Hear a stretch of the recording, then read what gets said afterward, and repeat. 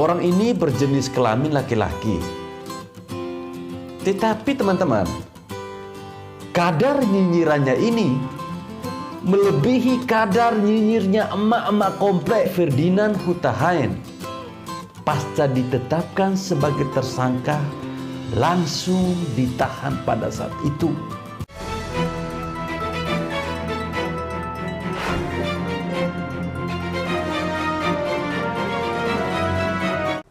Roy Suryo dilaporkan lantaran diduga melanggar Undang-Undang ITE karena turut mengunggah ulang meme tersebut di akun Twitternya. Dalam kasus ini, Roy telah 2 kali diperiksa sebagai saksi pelapor dan belum ditahan.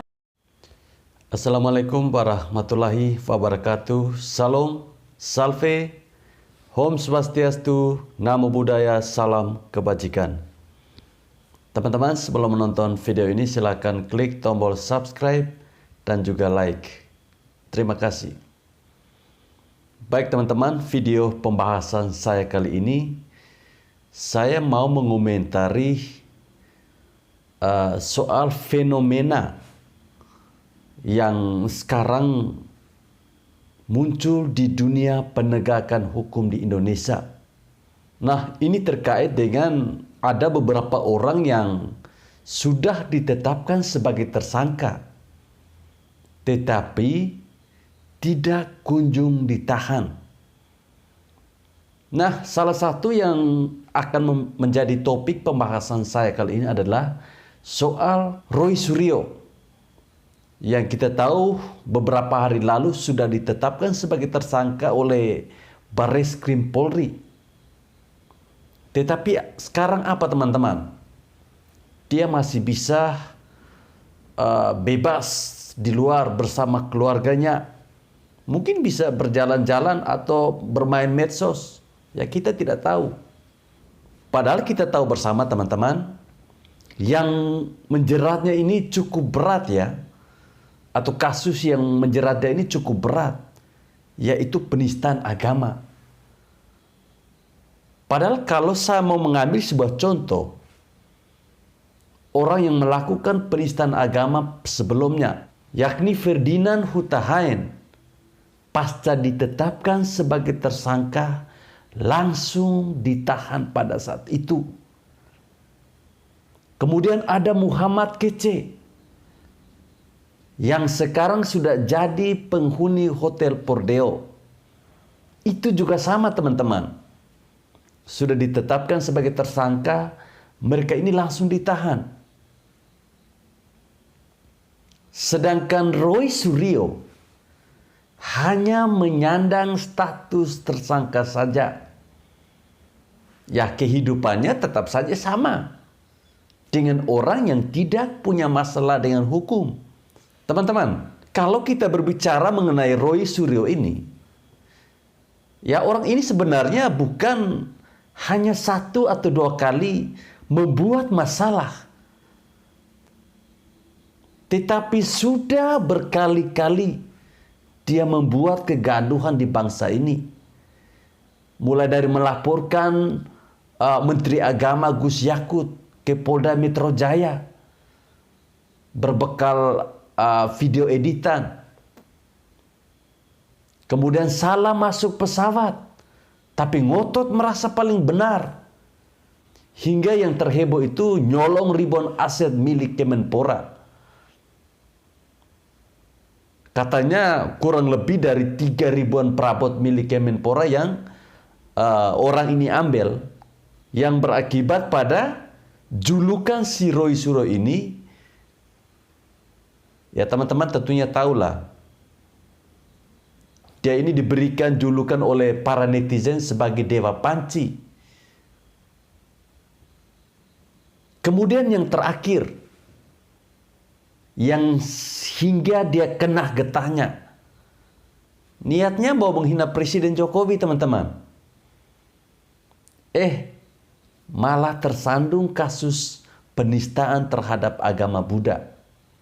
Kalau kita melihat latar belakang yang selalu suka bikin masalah, ya seharusnya si Roy Suryo ini sudah meringkuk di ruang tahanan yang dulunya dihuni oleh Rizik. Nah, dengar-dengar teman-teman, Hari ini hari Kamis 28 Juli 2022, katanya Roy Suryo ini akan diperiksa lagi oleh polisi dengan status bukan lagi sebagai pakar telepancika, tetapi sebagai tersangka. Nah, pengacaranya itu Elsa Syarif yang juga menjabat sebagai wakil Ketua Umum Partai Pandai itu sudah mengatakan bahwa kliennya ini, Roy Suryo ini akan hadir. Ya, kita tunggu saja kira-kira drama apa lagi yang akan dibuat oleh Roy Suryo nanti. Karena baru-baru kita tahu bahwa baru 8 pertanyaan dia sudah muntah-muntah. Apakah nanti dia akan menangis saat menggelar konferensi pers bahwa dia menyesali perbuatannya? Ya, seperti dulu Rhoma Irama. Mungkin teman-teman ingat ketika itu Rhoma Irama saat dipanggil oleh Panwaslu DKI karena terjerat kasus SARA, itu juga sampai menangis. Ataukah mungkin Om Roy Suryo ini akan setegar batu karang yang tetap berdiri meskipun tidak putus-putusnya diterjang oleh ombak? Ya, hal ini kita bisa lihat nanti dan tentunya hari ini juga teman-teman. Nah, kalau kita melihat dari perjalanan hidupnya, dari perjalanannya si Om Roy ini, ya sepertinya orang ini bukan orang yang baik-baik saja ya. Orang ini berjenis kelamin laki-laki. Tetapi teman-teman, kadar nyinyirannya ini melebihi kadar nyinyirnya emak-emak komplek. Semuanya dia nyinyirin. Padahal dia sendiri belum tentu benar. Ya, harapan saya semoga Om Roy sebelum ke Barreskrim untuk diperiksa harus sarapan pagi ya. Sehingga Om Roy bisa menerima kenyataan hidup. Dan saat pemeriksaan nanti tidak lagi terjadi hal-hal yang tidak diinginkan oleh Om Roy. Ya, seperti yang pada pemeriksaan sebelumnya teman-teman. Di mana kita tahu bersama ketika itu menurut informasinya baru 8 pertanyaan Om Roy sudah muntah-muntah. Sehingga ketika pulang dia dihadiahi oleh bapak-bapak polisi itu kursi roda. Ya, semoga saja yang pemeriksaan hari ini dia tidak mendapatkan hadiah mobil ambulans ya teman-teman. Oke teman-teman, saya kira sampai di sini video singkat saya. Terima kasih saya ucapkan buat teman-teman semua yang sudah setia menonton channel ini.